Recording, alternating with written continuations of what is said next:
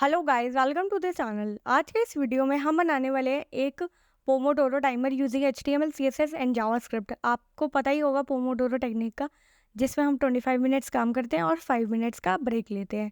तो आपको स्क्रीन पर टाइमर दिख रहा है, 4 बटन्स दिख रहे हैं, स्टार्ट, पॉज, रिज्यूम और रीसेट बटन। ठीक है, इन बटन्स की हेल्प से हम अपने टाइमर को कंट्रोल करेंगे। और ये 2 पोमोडोरोस कंप्लीटेड आपको इसीलिए दिख रहे हैं क्योंकि जब भी हम एक पोमोडोरो मतलब 25 मिनट्स प्लस 5 मिनट्स वो ब्रेक टाइम कंप्लीट करते हैं तो हम लोकल स्टोरेज में अपने अकाउंट को सेव कर लेते हैं। ये वहीं से आ रहा है। अब मैं टाइमर को स्टार्ट करती हूँ। देखिए लिखा आ गया इट्स वर्क टाइम और हमारा टाइमर भी स्टार्ट हो चुका है। मैं पॉज करना चाहती हूँ तो मैं अपने पॉज बटन पे क्लिक करती हूँ और देखिए हमारा टाइमर पॉज हो चुका है, यहाँ पे लिखा आ गया। और अगर रिज्यूम पे क्लिक करूँगी तो देखिए टाइमर भी स्टार्ट हो जाएगा और हमारा इट्स वर्क टाइम भी वापस लिखा आ गया हमें। अब रीसेट पे क्लिक करते हैं और देखिए हमारा टाइमर रीसेट हो चुका है और हमारा टेक्स्ट भी रीसेट हो चुका है। ये फिर से आ गया click start to start your timer.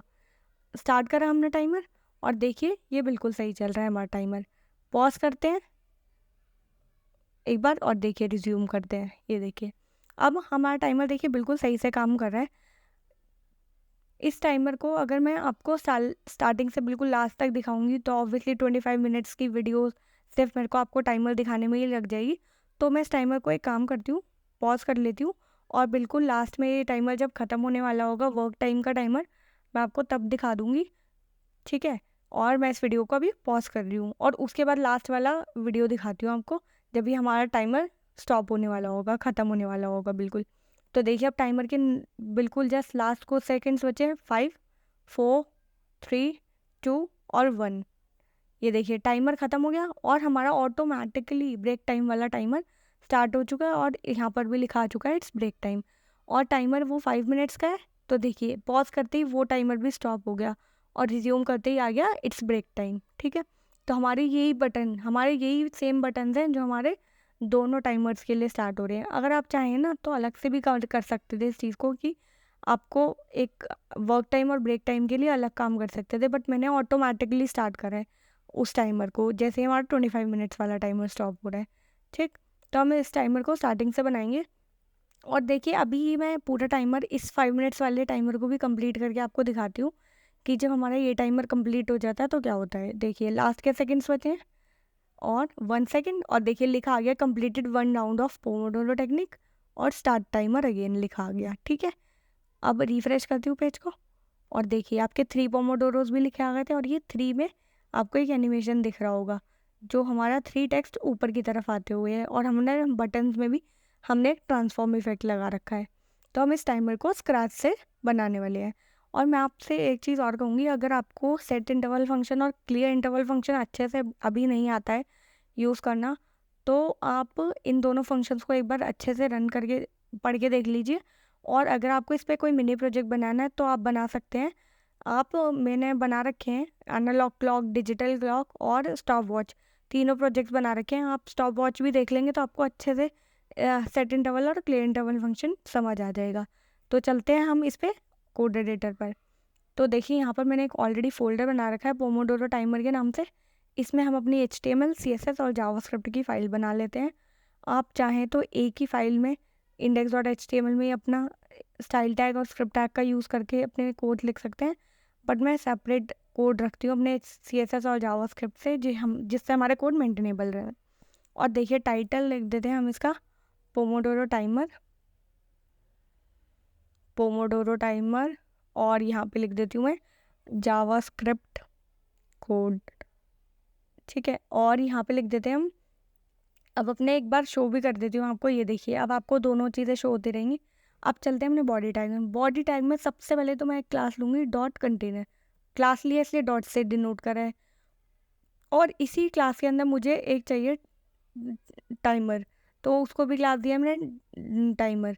और मतलब एक डिव चाहिए जिसकी क्लास टाइमर होगी, एक H1 टैग चाहिए जिसकी क्लास होगी टाइटल। तो देखिए ये आ चुका है हमारा। अब टाइमर में मैं लिख देती हूँ 25 मिनट्स। इसे हम जावास्क्रिप्ट से एक्सेस करने वाले हैं। अभी इस UI को चेंज करने के लिए लिख देते हैं यहाँ पे। और एक काम करते हैं हम अपने टाइटल में भी लिख देते हैं अभी click start for work time, क्योंकि अभी हमारा वर्क टाइम के लिए ये टाइमर स्टार्ट होने वाला है सबसे पहले। ठीक है, ये हो गया। अब इस H1 टैग के बाद हम अपने बटन्स बना लेते हैं और मैं इसे एक डिव में रखूँगी।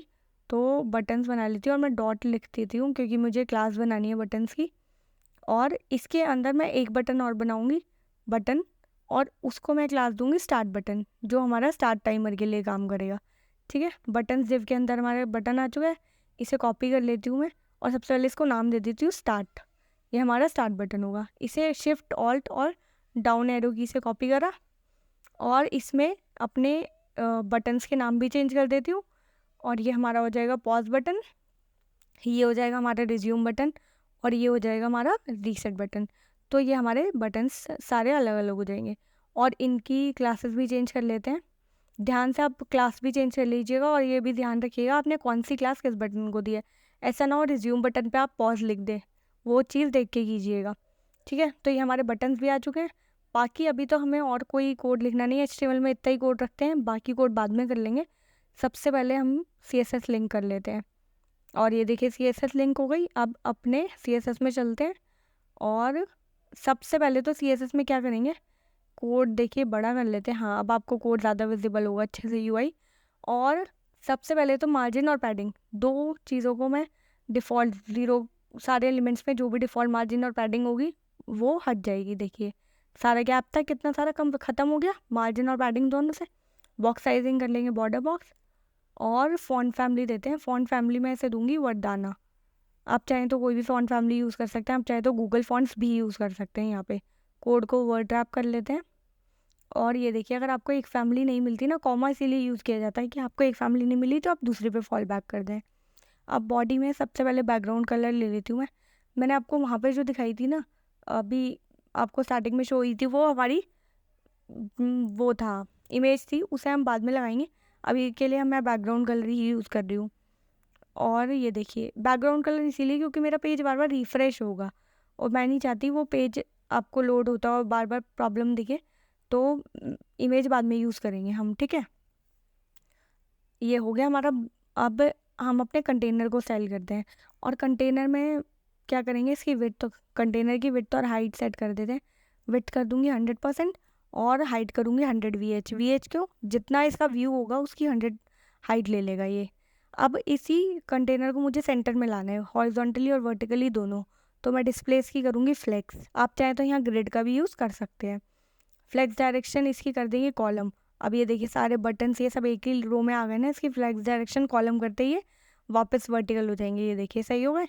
अब इसे जस्टिफाई कंटेंट करते हैं सेंटर, और अलाइन आइटम भी करेंगे सेंटर, क्योंकि मुझे हॉरिजॉन्टली और वर्टिकली दोनों से सेंटर में करना है इसे, इसीलिए।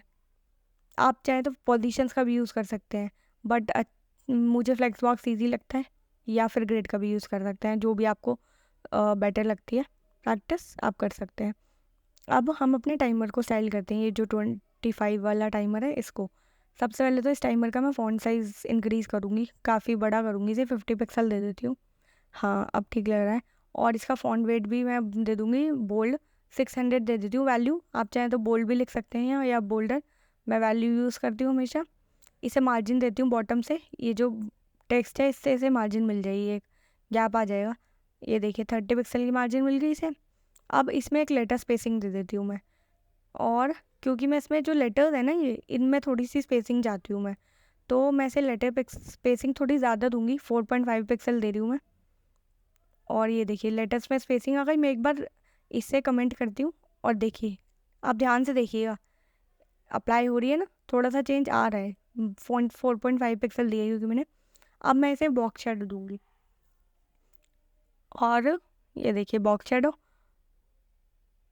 और बॉक्स शेडो इसीलिए दे रही हूँ क्योंकि मैं इसे कोई बॉर्डर नहीं दे रही। आप चाहें तो बॉर्डर भी दे सकते हैं, मैं बॉर्डर नहीं देने वाली इसे, इसीलिए सिर्फ इसे बॉक्स शेडो दे रही हूँ।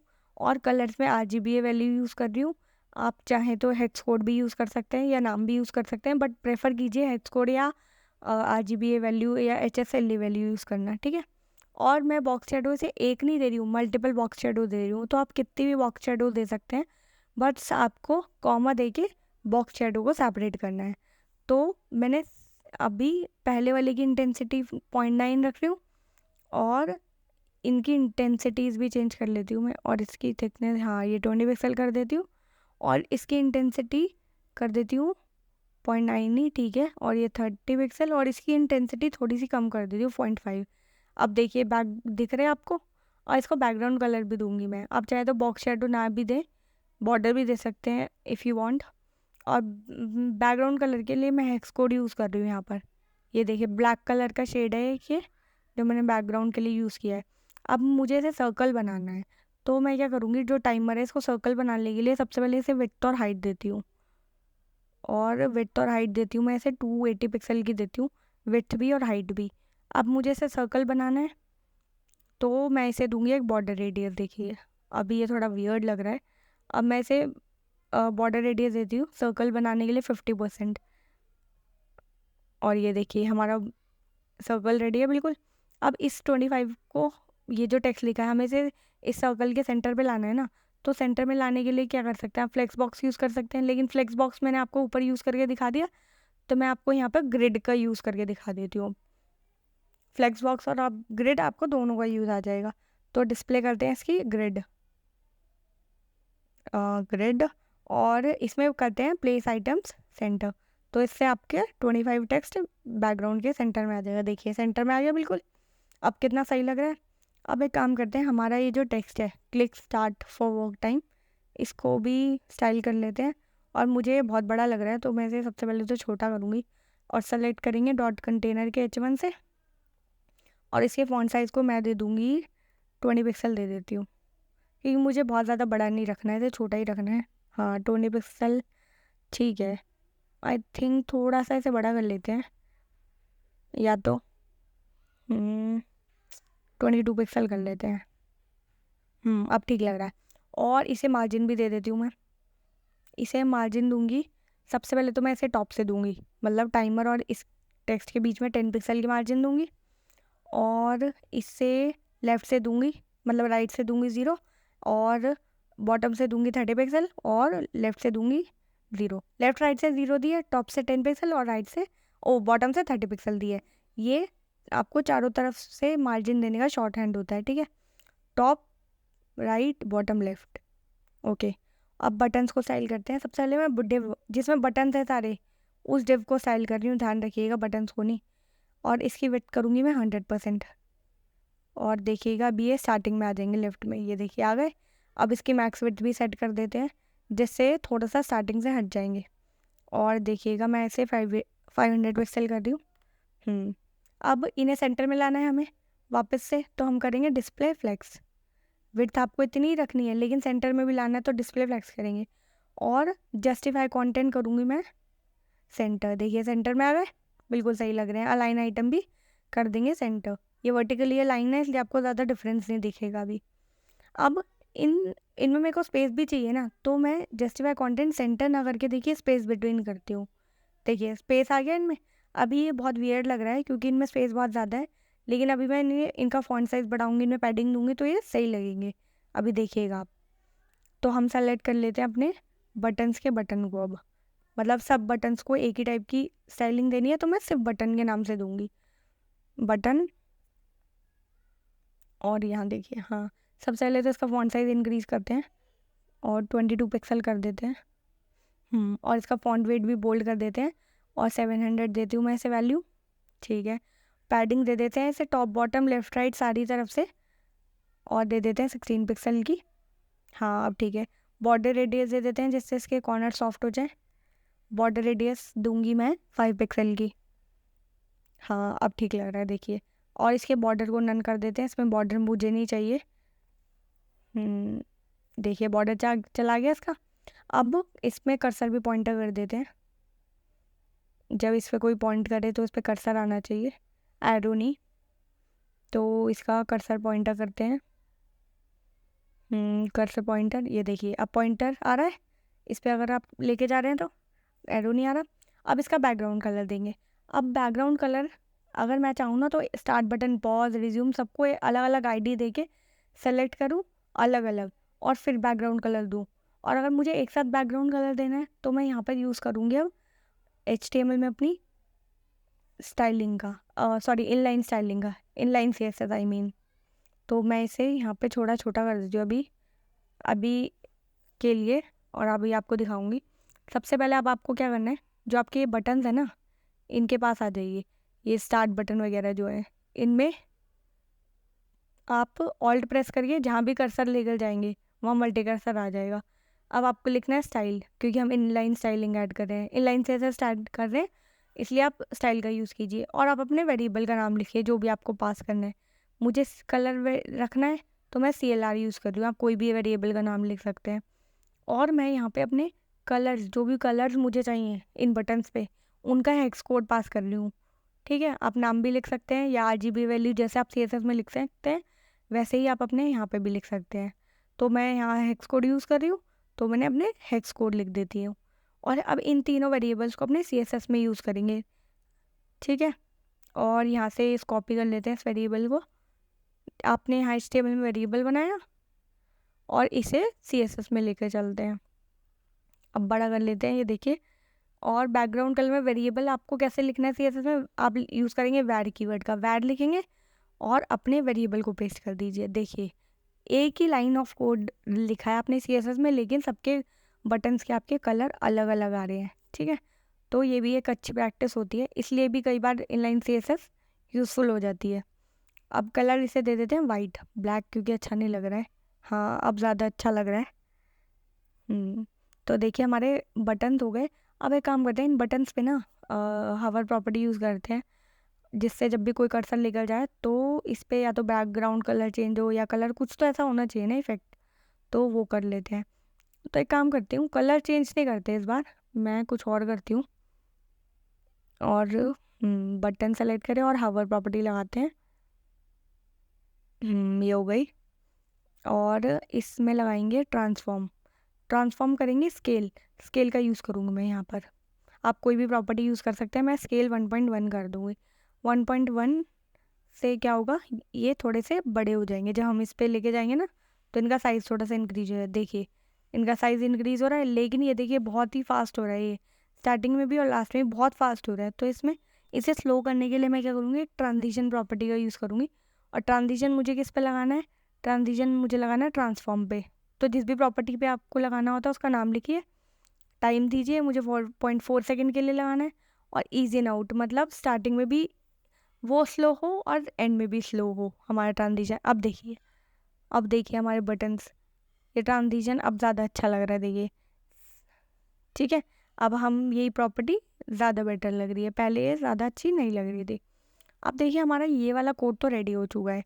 अब हम क्या करते हैं, इस कोड जावास्क्रिप्ट कोड को कर लेते हैं, इस एटलीस्ट हम अपने टाइमर को स्टार्ट कर लेते हैं और बाकी चीज़ें हम बाद में करेंगे। इसको बंद कर देती हूँ मैं, क्योंकि अब हमें ये नहीं चाहिए। और अब हमें जावास्क्रिप्ट में क्या क्या एक्सेस करना है, सबसे पहले जावास्क्रिप्ट script.js फाइल को अटैच करते हैं। और ये देखिए ये अटैच हो गई फाइल। अब सबसे पहले मुझे देखिए जावास्क्रिप्ट में क्या क्या चाहिए, एक तो मेरा ये टाइमर चाहिए, टाइटल चाहिए, बटन्स चाहिए। तो इनको एक्सेस कैसे करेंगे, आप ID से भी कर सकते हैं, किसी भी चीज़ से कर सकते हैं। मैं कर रही हूँ क्वेरी सेलेक्टर से, मैंने इन्हें क्लास दे रखी है तो क्वेरी सेलेक्टर से सेलेक्ट कर लेती हूँ मैंने। और यहाँ लिखूँगी डॉट लगाइएगा क्योंकि मैं क्लास से सेलेक्ट कर रही हूँ। ये देखिए टाइमर आ गया। और इसे ही कॉपी कर लेती हूँ, शिफ्ट ऑल्ट और डाउन एरो की से कॉपी कर लूँगी इसी लाइन को। 5-6 बार कॉपी कर लिया मैंने, क्योंकि मुझे टाइमर और बटन्स और टाइटल और बटन सारे चाहिए। तो टाइटल कॉपी करा और यहाँ पेस्ट कर देती हूँ टाइटल। टाइटल आ गया हमारा, और बटन्स भी ले लेते हैं। ये हो गया हमारा स्टार्ट बटन, एक सेकंड कॉपी नहीं हुआ है। और ये आ गया स्टार्ट बटन और स्टार्ट बटन। मैं कॉपी पेस्ट इसीलिए कर रही हूँ क्योंकि बहुत बार ना अपने कोड्स में मिस्टेक करी है। आपने जब भी मुझे दिखाया कोड अपना, तो कोड्स में बहुत आपने मिस्टेक करी है। मैं चाहती हूँ आप वहाँ से कॉपी करें और सिर्फ यहाँ पर कोड को कॉपी कर लें। उससे क्या होगा, आपकी मिस्टेक करने के चांसेस बहुत कम हो जाते हैं। आप कोई और क्लास दे रहे होते हैं HTML में और कोई और क्लास जावास्क्रिप्ट में एक्सेस करते हैं तो एरर आता है। अब इसे पूरी स्क्रीन फुल स्क्रीन पे पहले देख लेते हैं कि एक्चुअल में हमारी ये पोमोडोरो टाइमर पूरा इसका UI लग कैसा रहा है। तो चलते हैं, ये देखिए अब आपको दिख रहा है आपका, ये देखिए इफेक्ट बटन्स पे ये जो हमने ट्रांसफॉर्म लिखाया था वो भी सही लग रहा है और हमारा ये भी सही लग रहा है, काफ़ी सही लग रहा है हमारा टाइमर। अब एक काम करते हैं, अब सबसे पहले जो इमेज है ना वो लगा लेते हैं इस पर, बैकग्राउंड को हटाकर बैकग्राउंड इमेज यूज़ करेंगे हम। अब देखिए यहाँ पर मैं बैकग्राउंड इमेज यूज़ करने के लिए यहाँ पर इस फ़ोल्डर में ना मैंने अपने बैकग्राउंड इमेज कॉपी कर ली है। कॉपी कैसे करी है? जिस भी फ़ोल्डर में मेरा ये फ़ोल्डर है पोमोडोरो टाइमर, वहाँ जाके पोमोडोरो टाइमर्स के फ़ोल्डर में इमेज को पेस्ट कर दिया है, ठीक है? आप भी ऐसे कर लीजिएगा। बैकग्राउंड कलर हटाते हैं और इमेज के लिए यूज़ करेंगे बैकग्राउंड प्रॉपर्टी का, और यहाँ यूज़ करेंगे फंक्शन का URL। इसे क्लोज़ करते हैं, हाँ, और यहाँ यूज़ करेंगे URL का। URL में आप लिख सकते हैं अपने उसका नाम, जो भी आपका पाथ है इमेज का। तो ये देखिए मेरे इसी फ़ोल्डर में है, तो मैं bg.png लिख लेती हूँ और मैं आपको रन भी करके दिखाती हूँ। अप्लाई नहीं हुई, ये देखिए अप्लाई हो गई है हमारी इमेज। ये अभी रिपीट हो रही है। अब भी इसे सबसे पहले नो रिपीट करते हैं। नो रिपीट, रिपीट नहीं होगी ये फिर। और इसका बैकग्राउंड साइज़ जो है मैं अब कवर कर दूँगी, जिससे फुल स्क्रीन पे आ जाए हमारी। अभी छोटी सी आएगी वरना। कवर कर देती हूँ और ये देखते हैं अभी कैसी लग रही है। अब देखिए अब हमारा टाइमर ज़्यादा अच्छा लग रहा है। बैकग्राउंड कलर जब हम यूज़ कर रहे थे वो ठीक लग रहा था, तब अब बहुत ज़्यादा अच्छा लग रहा है, क्योंकि ये जो फ़ोटोज़ के कलर है ना, ये कलर इसके साथ ज़्यादा मैच कर रहे हैं, इसीलिए मैंने ये इमेज यूज़ करी है, ठीक है। और चलते हैं अपने इसको स्टाइल तो कर लिया। अब अपने इसको फंक्शनैलिटी भी ऐड कर देते हैं जावास्क्रिप्ट से, ठीक है। तो आ जाते हैं अपनी जावास्क्रिप्ट फाइल में।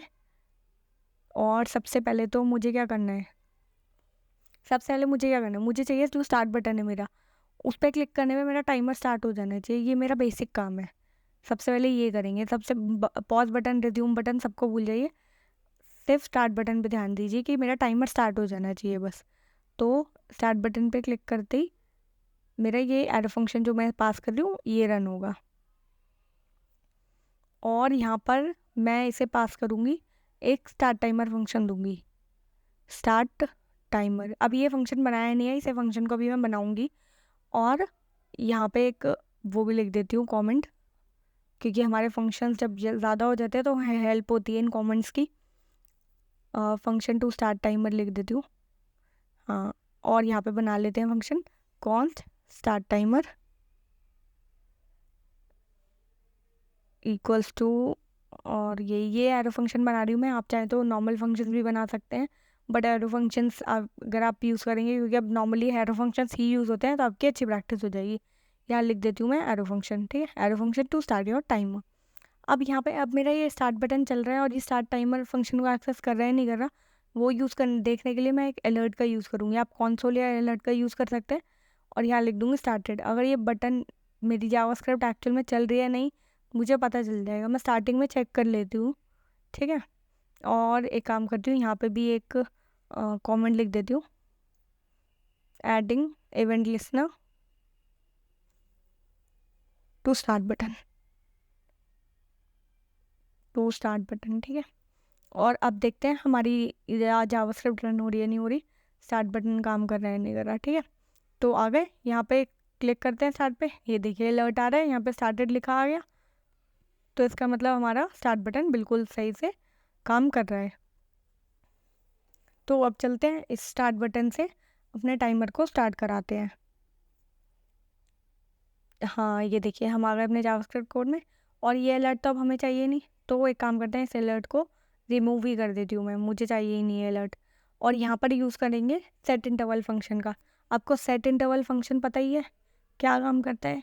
सेट इंटरवल फंक्शन आपकी जो भी आप पास करेंगे इस फंक्शन में, ये दो चीज़ें लेता है, या तो एक फंक्शन या कोई भी चीज़, और उसके बाद ये लेता है टाइम, कितने डील टाइम में ये बार बार रन करेगा। तो मैं इसे फंक्शन दूंगी। सपोज़ मैंने अगर इस पर लिख दिया एक फंक्शन दे दिया काउंटडाउन फंक्शन, सपोज़ कीजिए मैंने इस पर हेलो लिख दिया और 1 सेकेंड का टाइम दे दिया, तो हर 1 सेकेंड में ये हेलो प्रिंट करेगा, ठीक है। ये काम होता है हमारे सेट इंटरवल फंक्शन का।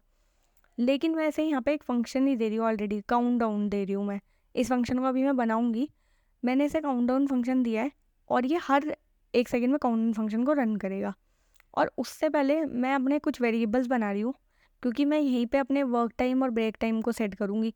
अपने फंक्शंस में सेट नहीं करूँगी, ऊपर सेट कर रही हूँ अपने वर्क टाइम और ब्रेक टाइम को, ठीक है। अब मुझे वर्क टाइम चाहिए, तो वर्क टाइम कैसे दूंगी मैं, 25 मिनट्स है ना, तो मैं 25 मिनट्स इंटू 60 कर दूँगी, क्योंकि मैं अपने सेट इंटरवल फंक्शन को सेकेंड्स में टाइम दूंगी इंस्टेड ऑफ मिनट्स, ठीक है। इसलिए मैंने 25 इंटू सेकेंड कर दिया, तो ये सेकेंड्स में कन्वर्ट होके मेरा टाइम आ जाएगा। ऐसे ही ब्रेक टाइम कर लेते हैं, और ये दोनों कांस्टेंट वेरिएबल था इसलिए मैंने इन्हें कैपिटल लिख लिया है, और नॉर्मली ये चेंज नहीं होने हैं इसलिए मैंने ना कॉन्स्ट यूज़ किया है इंस्टेड ऑफ लेट। जहाँ पे अगर आपको पता है ना कि आपके वेरिएबल्स चेंज नहीं होंगे, आप कॉन्स्ट का ही यूज़ कीजिएगा इंस्टेड ऑफ लेट। और ये देखिए यहाँ लिख लेते हैं मेकिंग वेरिएबल्स, और ये देखिए हमारे वेरिएबल्स आ गए। और यही वेरिएबल मैं पास कर दूंगी, सबसे पहले वर्क टाइम का वेरिएबल मेरा जाएगा स्टार्ट टाइमर फंक्शन पे, ठीक है। और स्टार्ट टाइमर फंक्शन यहाँ पे एक्सेस कर लेगा इसे स्टार्ट टाइम वेरिएबल के नाम से। ये लोकल वेरिएबल ही है स्टार्ट टाइम, और आप चाहें तो सेम वेरिएबल भी यूज़ कर सकते हैं। मैं यहाँ पर अलग वेरिएबल का यूज़ कर रही हूँ अलग नाम से। तो पहले तो स्टार्ट जो वर्क टाइम है वो हमारा पास हुआ स्टार्ट बटन से स्टार्ट टाइमर फंक्शन पे। स्टार्ट टाइमर फंक्शन से ये जाएगा काउंटडाउन फंक्शन को। अब काउंटडाउन फंक्शन क्या करेगा, काउंटडाउन फंक्शन हमारे टाइम को हर 1 सेकंड में अपडेट करते रहेगा, ठीक है।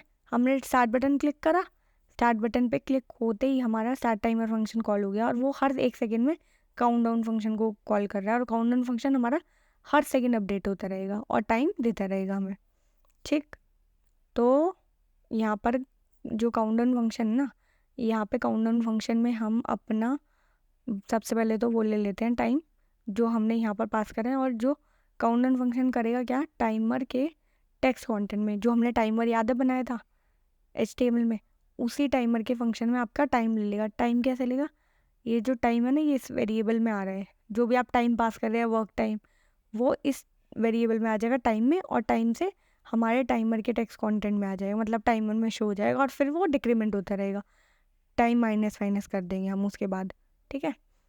तो क्या हो रहा है हमारा एक्चुअल में, सबसे पहले तो हमारा ये देखिए वर्क टाइम जो है, मैं अगर आपको 25 मिनट दिखाऊंगी तो ऑब्वियसली बहुत ज़्यादा हो जाएगा, इसलिए मैं आपको 1 मिनट का टाइमर दिखा रही हूँ, और ब्रेक टाइम के लिए 0.5 सेकेंड मतलब 30 सेकेंड का टाइमर दिखा रही हूँ, क्योंकि मैं आपको वीडियो में लंबा तो कर नहीं सकती इस वीडियो को, इसीलिए मैं आपको सिर्फ 1 सेकेंड का दिखा रही हूँ, 1 मिनट का वर्क टाइम का, और बाद में आप इसे चेंज कर लीजिएगा, वरना ये वीडियो की लेंथ बहुत लंबी हो जाएगी अगर मैं आपको ऐसे करके दिखाऊंगी तो। और देखिए स्टार्ट करते हैं, क्लिक करा और देखिए आपको 60 सेकेंड यहाँ पे शो हो गए। अब इस 60 सेकेंड को अपडेट नहीं हो रहा है, ये मैंने टाइमर तो माइनस माइनस करा था लेकिन अपडेट नहीं हुआ। वो भी क्यों नहीं हुआ वो भी मैं आपको अब बताती हूँ। ये देखिए सबसे पहले हमने स्टार्ट बटन पे गए और यहाँ काउंटडाउन में स्टार्ट टाइमर को कॉल करा, स्टार्ट टाइमर ने टाइम हमारा काउंटडाउन फंक्शन को दे दिया। काउंटडाउन फंक्शन क्या कर रहा है, इसके पास 60 आया, आ गया, इसने 60 हमारे टाइमर में डाला, उसे माइनस करा 59 हो गया वो। फिर ये सेट इंटरवल फंक्शन के पास गया, उसके पास टाइम क्या 60, इसे फिर काउंटडाउन को 60 दिया, तो ये बार बार 60 अपडेट करे जा रहा है। माइनस को तो करता है लेकिन अपडेट नहीं करता। उसके लिए हम क्या करेंगे, हम इसे फंक्शन बना के रिटर्न कर देंगे पूरा। तो ये देखिए ये जो यही काम बस हम इसे फंक्शन में रिटर्न कर देंगे, तो ये हर बार नया फंक्शन ऐसे रिटर्न करता रहेगा। उससे क्या होगा, उससे आपका टाइमर बार बार अपडेट होता रहेगा। अब एक बार मैं आपको रन करके दिखाती हूँ और फिर आपको देखिएगा, आपको डिफरेंस पता चल जाएगा। और ये देखिए यहाँ रन करा, स्टार्ट पे प्रेस करा और ये देखिए 60 सेकेंड आया, ये देखिए टाइमर अपडेट हो रहा है, आपका टाइमर स्टार्ट हो गया है। ये टाइमर डिक्रीमेंट हो रहा है क्योंकि हमने इसे डिक्रीमेंट ही लगाया है। ये देखिए बिल्कुल सही चल रहा है अब आपका टाइमर लास्ट तक। अब हमें क्या करना है, इस टाइमर को स्टॉप भी तो कराना है। और 1 सेकेंड, अब एक काम करते हैं, हम अपने टाइमर को ना स्टॉप करा लेते हैं। यहाँ टाइटल नहीं, हमें क्या चाहिए, हमारा टाइमर चाहिए। हम अपने टाइमर को स्टॉप करा लेते हैं जब ये टाइमर हमारा लेस देन 0 हो जाएगा, मतलब 0 पे आ जाएगा ना, तब हमें इस टाइमर को स्टॉप कराना है। तो वो भी कर लेते हैं। यहाँ पर चेक करते हैं जहाँ पे हम काउंट डाउन कर रहे हैं, जब हमारा टाइम माइनस माइनस कर रहे हैं ना हम, तो चेक करेंगे जब हमारा टाइम लेस देन 0 हो जाएगा ना, तो हम यहाँ पर टाइमर को स्टॉप करा देंगे। इसको स्टॉप कराने के लिए क्या करेंगे, हम कॉल कर देंगे अपने स्टॉप टाइमर फंक्शन को, और स्टॉप टाइमर फंक्शन को कॉल करेंगे। अभी हमने ये फंक्शन बनाया नहीं है, अभी हम इस फंक्शन को बनाने वाले हैं। और उससे पहले देखिए यहाँ पर हमने एरो फंक्शन बनाया ना टू स्टार्ट टाइमर, ऐसे ही हम एरो फंक्शन बना लेते हैं टू स्टॉप आर टाइमर।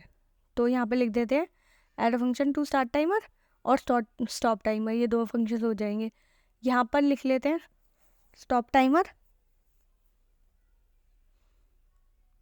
और इसको भी एरो फंक्शन ही बनाएंगे हम। ये फंक्शन क्या करेगा, हमारे इंटरवल को ना क्लियर कर देगा। तो यहाँ पे हम क्लियर इंटरवल फंक्शन यूज़ करने वाले हैं। आपको पता होगा क्लियर इंटरवल फंक्शन क्या करता है, ये आपसे टाइमर आईडी मांगता है जो आपके सेट इंटरवल फंक्शन ने रिटर्न कर। तो यहाँ पर टाइमर आईडी बना लेते हैं variable let timer ID, short में स्टार्टिंग का वेरिएबल आपका कैपिटल नहीं हो सकता वर्ड, ठीक है। तो let timer ID equals to null. Null का मतलब ये है कि अभी टाइमर आईडी इसमें है नहीं और इन फ्यूचर इसमें टाइमर आईडी होगी, ठीक है। और इसमें मैंने ग्लोबल इसीलिए बनाया है क्योंकि मुझे स्टार्ट टाइमर और स्टॉप टाइमर दोनों में इसे एक्सेस करना है। अब यहाँ पर मैं क्या कर सकती हूँ, स्टार्ट टाइमर में टाइमर आईडी ले लेती हूँ। सेट इंटरवल फंक्शन आपको पता है एक पॉजिटिव इंटीजर रिटर्न करता है और ये वही इंटीजर रिटर्न करता है, ये रैंडम जिस इंटीजर पे इसने उस फंक्शन को स्टार्ट करा होता है। तो ये टाइमर एक आईडी रिटर्न करेगा, उसी आईडी को हमें क्लियर इंटरवल फंक्शन को देना होता है, तो वो उसी टाइमर को स्टॉप कर देता है जो आप टाइमर आईडी से पास करते हैं। तो जो स्टार्ट टाइमर है और फंक्शन ने दी होगी वही टाइमर आईडी हम अपने स्टॉप टाइमर फंक्शन को पास कर देंगे, ठीक है। अब टाइमर आईडी को लास्ट में कर देंगे नल, जिससे हमारा टाइमर स्टॉप हो जाए। तो हमारा स्टार्ट टाइमर भी होगा और स्टॉप टाइमर भी होगा। टाइम 0 होते ही हमारा टाइमर स्टॉप हो जाना चाहिए। अब यहाँ पे क्या करते हैं, यहाँ पर हम स्टार्ट करते हैं अपने टाइमर को और यहाँ देखिए मैंने टाइमर स्टार्ट करा और ये हमारा टाइमर बिल्कुल परफेक्टली काम कर रहा है अभी तो।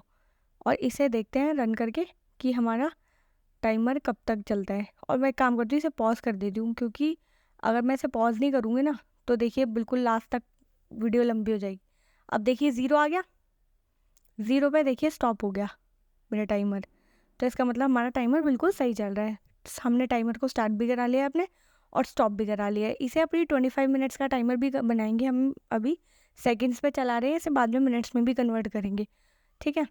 तो देखिए अब मैं क्या करूँगी, मुझे क्या चाहिए, देखिए मैंने रिफ्रेश करके दोबारा चलाया और ये देखिए मैंने स्टार्ट पे क्लिक करा। अब आपको ध्यान से देखिए कुछ ज़्यादा टाइमर दिख रहे होंगे, एक 49 वाला दिखा, फिर 48, ये देखिए अलग अलग टाइमर दिख रहे हैं। देखिए 60s का दिखा, फिर आपको 40s का दिखा। ये टाइमर इसीलिए हो रहा है क्योंकि आपका एक टाइमर स्टार्ट हुआ, स्टॉप नहीं हुआ है और दूसरा टाइमर स्टार्ट हो गया है। तो यहाँ पे स्टार्ट टाइमर फंक्शन में हम क्या करेंगे, सबसे पहले इस चीज़ को डील करने के लिए एक इफ़ कंडीशन लगा लेते हैं। अगर मेरा टाइमर आईडी नल नहीं है, इसका मतलब अगर मेरी टाइमर आईडी नल नहीं है, स्टार्टिंग में मैंने नल सेट करी है, अगर नल नहीं है वो, तो इसका मतलब उसमें ऑलरेडी एक टाइमर सेट हो रखा है हमारा, वरना तो वो नल होती ऑलरेडी हमारी टाइमर आईडी। अगर नल नहीं है तो हमारा टाइमर चल रहा है, तो हम इसी को कॉल करा लेंगे। हम क्या करेंगे, फिर से हमारे टाइमर को स्टॉप करा देंगे। अगर कोई ऑलरेडी टाइमर चल रहा है ना तो मैं चाहती हूँ उस टाइमर को मैं स्टॉप करा दूँ, ठीक है। तो ये काम ये कर देगा। और एक काम और करते हैं, इसे यहाँ पर ना टाइमर आईडी में स्टोर ना करा के इसे रिटर्न करा देते हैं यहाँ से। ये काम वही कर रहा है, काम अभी भी वही है कि ये रिटर्न कर रहा है टाइमर आईडी और इसे हम स्टोर करा रहे हैं। तो हमने इसे स्टार्ट टाइमर फंक्शन को कहाँ कॉल करा था, यहाँ कॉल करा था ना स्टार्ट बटन में। तो यहाँ पे स्टोर करा लेते हैं टाइमर आईडी में इक्वल्स टू स्टार्ट टाइम। हाँ, ये काम वही कर रहा है, टाइमर आईडी में ही तो हम स्टोर करा रहे हैं ना, हम इसे इस तरीके से स्टोर करा लेते हैं हम। और स्टॉप टाइमर फंक्शन क्या और स्टार्ट टाइमर फंक्शन क्या करेगा, पहले चेक करेगा कि अगर कोई टाइमर नहीं है तो ही वो टाइमर को स्टार्ट करेगा, अगर कोई टाइमर होगा तो वो उसे स्टॉप कर देगा और दोबारा नए टाइमर को हमारे स्टार्ट कर देगा। अब स्टार्ट करती हूँ मैं, ये देखिए टाइमर स्टार्ट हो गया 60 से। अब मैं देखिए स्टार्ट पे कितना भी क्लिक करती रहूँ, अब क्लिक करा 60 से स्टार्ट हो गया, फिर से स्टार्ट पे क्लिक करा 60 से स्टार्ट हो गया, देखिए। और अब ध्यान से देखिए तो कोई टाइमर नहीं चल रहा है, अब सिर्फ हमारा यही टाइमर रन हुए जा रहा है, ठीक है। अब एक काम करते हैं, ये काम जैसे ही हमारा ये टाइमर स्टॉप हो रहा है ना, हमें वर्क टाइम का टाइमर ख़त्म हो जाता है 25 मिनट्स वाला। इसके बाद हमें अपना दूसरा टाइमर स्टार्ट करना है, ब्रेक टाइम वाला। इमीडिएटली जैसे ही 25 मिनट्स का टाइमर स्टॉप हो वैसे ही मुझे अपना 5 मिनट्स वाला टाइमर स्टार्ट करना है। वर्क टाइम के बाद ब्रेक टाइम का टाइमर स्टार्ट करना है। उसके लिए क्या करूँगी, मैं फिर से स्टार्ट टाइमर फंक्शन को, सेम ही फंक्शन को यूज़ करने वाली हूँ, मैं नए फंक्शंस नहीं बनाऊँगी। तो यहाँ पे अब स्टार्ट टाइमर फंक्शन को कॉल करेंगे फिर से और वो टाइमर आईडी रिटर्न करेगा, उसे टाइमर आईडी में स्टोर करा लेंगे। और यहाँ पर ब्रेक टाइम पास करेंगे, पहले हमने वर्क टाइम पास करा था ना, अब ब्रेक टाइम पास करेंगे। यहाँ पे जैसे टाइमर 0 से कम हो टाइम, स्टॉप टाइमर फंक्शन आ जाएगा और हमारा दोबारा टाइमर स्टार्ट हो जाएगा। देखिए अब मैंने स्टार्ट करा 60 से। अब मैं इसे एक काम करती हूँ, पॉज कर देती हूँ और आपको लास्ट में दिखाती हूँ कुछ सेकंड्स पे कि हमारा टाइमर कहाँ तक पहुँचा। ठीक है, ये देखिए लास्ट के कुछ सेकंड्स बचे और यहाँ पे देखिए 0 होया। 0 होते ही देखिए 30 सेकंड से स्टार्ट हो गया। मुझे पता है 5 सेकंड से स्टार्ट होना था, बट हमने इस वीडियो के लिए मैंने कहा था आपको कि ब्रेक टाइम में मैं 30 सेकंड और वर्क टाइम में 1 मिनट रख रही हूँ, 60 सेकंड रख रही हूँ। ठीक है, अब देखिए ये वाला ख़त्म हुआ मेरा वर्क टाइम, ब्रेक टाइम का टाइमर, और ये फिर से स्टार्ट हो गया। देखिए 30 से ऑलरेडी ख़त्म हुआ था, 30 से 0 पे आया था, लेकिन ये फिर से स्टार्ट हो रहा है। और ये पता है क्यों हो रहा है? ये देखिए यहाँ पे हमने काउंटडाउन फंक्शन में कंडीशन लगा रखी है ना, टाइम 0 से कम हो तो इसे स्टार्ट कर दो। तो ये वही चेक कर रहा है, ये थोड़ी देखता है कि आपका टाइमर कौन सा है कौन सा नहीं है। ये बस यही देखता है कि हाँ अगर आपका टाइम 0 से कम हो गया, पुराना टाइमर स्टॉप करो और नए पे आ जाओ। ठीक है, लेकिन हमें ये नहीं करना। मुझे टाइमर पुराना तो स्टॉप करना है, पुराने वाले को तो क्लियर करा दूंगी मैं, लेकिन मुझे अब यहाँ पर एक ही बार रन करना है इसे ब्रेक टाइम वाले टाइमर को। तो उसके लिए हम एक फ्लैग यूज़ करेंगे। फ्लैग क्या है? एक वेरिएबल बनाएंगे, मतलब मैं यूज़ करूँगी एक वेरिएबल रन 1 राउंड कंप्लीटेड नाम से। ठीक है, और इसे स्टार्टिंग में रखूँगी फॉल्स, ये बूलियन वेरिएबल होगा मेरा। और इस 1 राउंड का मतलब क्या है? वो 1 राउंड का मतलब है अगर 1 राउंड कंप्लीट होता है तो मतलब आपका work time plus break time पूरे 30 मिनट्स का टाइमर ख़त्म हुआ है। और यहाँ पे हम 1 मिनट ले रहे हैं वर्क टाइम को, ब्रेक टाइम को 30 सेकेंड, तो हमारा ये कितने सेकंड का हो जाएगा? 90 सेकंड्स के लिए। ठीक है, तो 1 राउंड कंप्लीट होने का मतलब वर्क टाइम और ब्रेक टाइम आपका दोनों कंप्लीट हो जाए तो उसको कहेंगे 1 राउंड कंप्लीटेड। यहाँ पर हम एक कंडीशन लगा लेते हैं, हम चेक कर लेते हैं अगर आपका 1 राउंड कंप्लीट हुआ है, मतलब ब्रेक टाइम और वर्क टाइम दोनों ख़त्म हो गए हैं, मतलब 1 राउंड कंप्लीट नहीं हुआ। अगर अभी तक आपने ब्रेक टाइम पे आए नहीं हो तो ऑब्वियसली मैं इसको फंक्शन को स्टार्ट कर दूंगी टाइमर को। मेरा राउंड कंप्लीट नहीं हुआ ना, इसका मतलब से वर्क टाइम स्टार्ट ख़त्म हुआ है अभी मेरा, ब्रेक टाइम ख़त्म नहीं हुआ।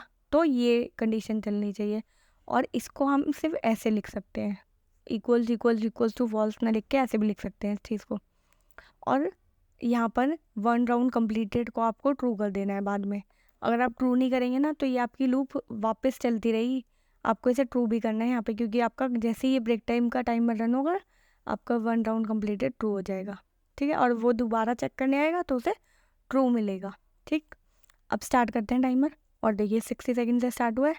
अब मैं इसे पॉज कर देती हूँ और लास्ट के कुछ सेकंड्स पे आपको दिखाती हूँ कि हमारा वर्क टाइमर, ये देखिए वर्क टाइमर चल रहा है हमारा लास्ट में 5 4 3 2 1। और देखिए 0 पे आया, 30 सेकंड से स्टार्ट हो गया। इसका मतलब हमारा ब्रेक टाइमर हाथों हाथ स्टार्ट हो गया जैसे ही हमारा वर्क टाइम वाला टाइमर ख़त्म होता है। अब लास्ट में देखते हैं इसके कि ब्रेक टाइम क्या, दोबारा ब्रेक टाइम तो स्टार्ट नहीं हो रहा है। देखिए 0 पे आया और देखिए अब ये स्टॉप हो गया। अब हमारा टाइमर 0 से दोबारा स्टार्ट नहीं हो रहा है, क्योंकि हमने एक फ्लैग सेट कर दिया है कि अगर 1 राउंड कंप्लीट हो चुका है तो आप टाइमर को दोबारा स्टार्ट ना करें। अब एक काम करते हैं, एक फंक्शन बनाते हैं और फंक्शन टू अपडेट टाइटल, जो आपका टाइटल हमने यूज़ करा था ना जहाँ पे लिखा रहा है click start to start your timer, वहाँ पे उस टाइटल को बार बार अपडेट करते हैं। जब हमारा टाइमर पॉज होगा, जब हमारा टाइमर रिज्यूम होगा, स्टार्ट होगा, ब्रेक टाइम है, वर्क टाइम है, वो सब टाइटल्स में अपडेट होते रहेंगे। तो उसके लिए मैं यहाँ अलग से फंक्शन बना रही हूँ। और ये फंक्शन क्या करेगा? ये फंक्शन कुछ नहीं करेगा, जो हमारा टाइटल हमने लिया था ना उसके टेक्स्ट कंटेंट में हम इसको एक मैसेज दे देंगे। उसके टाइटल के टेक्स्ट कंटेंट में बस हम मैसेज लिखवा देंगे अपना, ये मैसेज इस फंक्शन को मिलेगा। ठीक है, और हमें कहाँ कॉल करना है? सबसे पहले तो देखते हैं, हम इस फंक्शन को कॉल करते हैं यहाँ पे स्टार्ट बटन जब हमारा प्रेस हो रहा है ना तब कॉल करते हैं हम। जैसे ही हम अपना बटन प्रेस करते हैं, बटन पे क्लिक करेंगे स्टार्ट बटन पे और अपने टाइटल को भी अपडेट कर देंगे और उसमें लिख देंगे इट्स वर्क टाइम। जैसे ही आपका टाइमर स्टार्ट हुआ तो सबसे पहले तो वर्क टाइम वाला टाइमर स्टार्ट होगा, इसीलिए वहाँ पे आपका टाइटल लिखा आ जाएगा इट्स वर्क टाइम। ठीक है, और इसके बाद हमें इसे कहाँ पे सेट करना है? जैसे स्टॉप टाइमर पे तो नहीं, हम इसे यहाँ पर चेक करते हैं। देखिए यहाँ पर जब हमारा टाइमर स्टॉप हो रहा है ना और ये 1 राउंड कंप्लीट हो रहा है तो यहाँ पे भी अपडेट कर देंगे इसे जैसे ही 1 राउंड कंप्लीटेड, जब ये ब्रेक वाली लूप में चलेगा, मतलब अगर अभी 1 राउंड कंप्लीटेड नहीं है तो उसका मतलब ब्रेक टाइम है। जब हमारा ब्रेक टाइम वाला टाइमर स्टार्ट हुआ है तो यहाँ पे टाइटल आ जाएगा इट्स ब्रेक टाइम, ठीक है। और एक काम करते हैं, जब ये राउंड कंप्लीट हो चुका होगा तो इस एल्स कंडीशन भी लगा लेते हैं 1 राउंड कंप्लीटेड पे, और अगर 1 यहाँ पर लगा देंगे 1 राउंड कंप्लीटेड, टाइटल में लिखा आ जाएगा आपका completed 1 round of pomodoro technique, ठीक है। अगर आपका वर्क टाइम होगा तो वर्क टाइम लिखाएगा, ब्रेक टाइम होगा तो ब्रेक टाइम। और अगर 1 राउंड कंप्लीटेड हो जाएगा, मतलब वर्क टाइम और ब्रेक टाइम दोनों हो चुके होंगे, तो आपका लिखा आ जाएगा completed 1 round of pomodoro technique, ठीक है। और एक काम करते हैं, यहाँ पे एक और अपडेट करेंगे टाइटल को, और यहाँ लिख देंगे स्टार्ट टाइमर अगेन। जैसे ही पहले लिखा आएगा completed 1 round of pomodoro technique, फिर आ जाएगा स्टार्ट टाइमर अगेन। लेकिन देखिए ये एकदम हो जाएगा हमारा स्टार्ट टाइमर अगेन, तो हम सेट टाइम आउट का यूज़ करेंगे। सेट टाइम आउट क्या करेगा, ये हमारे अपडेट टाइटल को, ये जो अपडेट टाइटल है फंक्शन है, इसको 2 सेकंड बाद कॉल करेंगे हम, इसे इमिडिएटली कॉल नहीं करेंगे। ये आया और इसे कॉमा देके 2 सेकंड दे देते हैं, तो ये क्या करेगा, ये 2 सेकंड बाद रन होगा, ठीक है। पहले ये लिखा आ जाएगा completed 1 round of pomodoro technique, और फिर ये फंक्शन रन हो जाएगा, और इसे फंक्शन बना देते हैं वरना ये रन नहीं होगा, ठीक है। और ये देखिए पहले ये लिखा आ जाएगा, फिर 2 सेकंड बाद हमारा स्टार्ट टाइमर अगेन लिखा आ जाएगा। अगर आप इसे सेट टाइम आउट में नहीं रखते तो आपको पता भी नहीं चलता कि completed 1 round of pomodoro technique कब आता, ये ओवरराइट हो जाता है 1 सेकंड में, ठीक। अब हमारा ये ठीक है।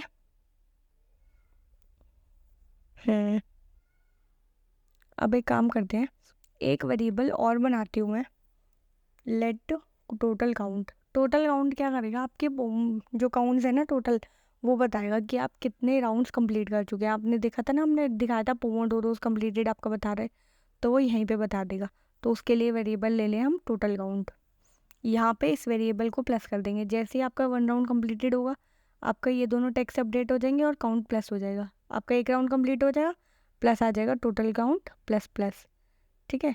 और देखिए कंसोल में इसको टोटल काउंट को हम चेक भी कर लेंगे हाथों हाथ, और रन करते हैं। देखिए यहाँ पे अगर स्टार्ट करा तो देखिए टेक्स्ट अपडेट हो गया, टाइमर स्टार्ट हो गया, टेक्स्ट अपडेट हो गया, इट्स वर्क टाइम। और एक बार इसे हम अपने टाइमर को भी चेक कर लेते हैं, और सॉरी टोटल काउंट को चेक कर लेते हैं। देखिए अभी यहाँ पे कोई टोटल काउंट नहीं है, अभी ये एम्प्टी पड़ा है, अभी इट्स वर्क टाइम चल रहा है। और इसे पॉज करती हूँ मैं, और देखिए अब लास्ट चल रहा है इट्स वर्क टाइम का, ये देखिए 0 होता ही ये देखिए टाइमर 30 सेकेंड से स्टार्ट हो गया और हमारा लिखा आ गया इट्स ब्रेक टाइम, ठीक है। और इसे भी पॉज कर देती हूँ मैं, और इसके भी लास्ट सेकेंड में दिखाती हूँ आपको, ये देखिए। और ये देखिए अभी हमारा यहाँ पे प्रिंट नहीं हुआ है, और देखिए आ गया completed 1 round of pomodoro technique, start timer again आ गया। और यहाँ पे भी कंसोल में हमारा काउंट +1 हो चुका है, ठीक है। तो इस काउंट को भी अब +1 हो चुका है। और ये देखिए ये मैं आपको लोकल स्टोरेज दिखाती हूँ हमारी।